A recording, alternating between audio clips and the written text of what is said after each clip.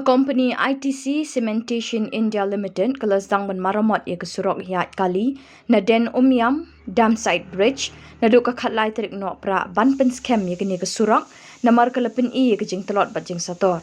Kumta sorkar Jylla bor jong ke MeECL Limited kala pynkhamti ye kompani le ye bakyrkieh. Kumta ban lait na kadeng kali ha shilinter surok Guwahati Shillong Road ki pulit traffic kala penbet thamai shipor ye karung kami jong ki kali na surok ba.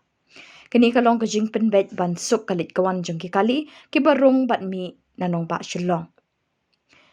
Baro ki kali ki bawan na Them Ri Bhoi Shillong kinlet na Umroi bat Kiew na Mawlai VIP Road ban pynshem Mawtawar-Shillong By-pass.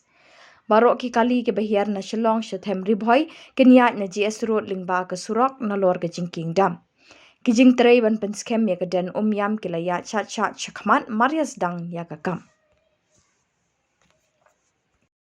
हाँ तो आसाम में आएगा नोंगपो तो अब कल मिलो सर को सर का प्रूफ क्या होता है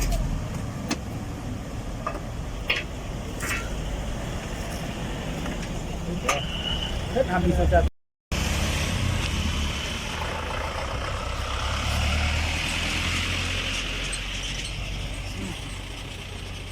मीडिया वाला आया बुलाया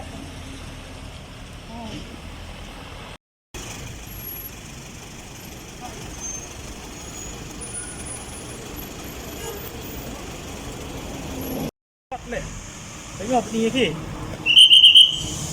Saya cek misra berapa pun kan ni ya. Apa semua besar ni ya. Bola no nese. Kun.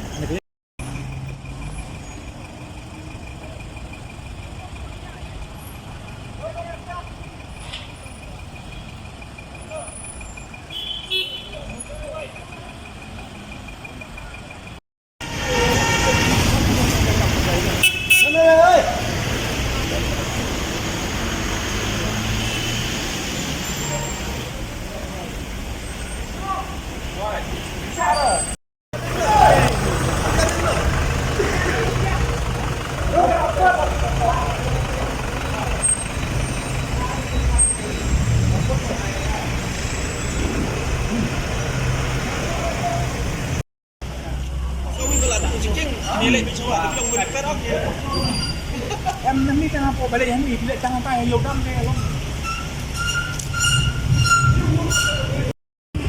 बोल के डालेगा जहाँ में लिखा हुआ उधर में बंद कर देगा ये ब्रिज का सेफ्टी के लिए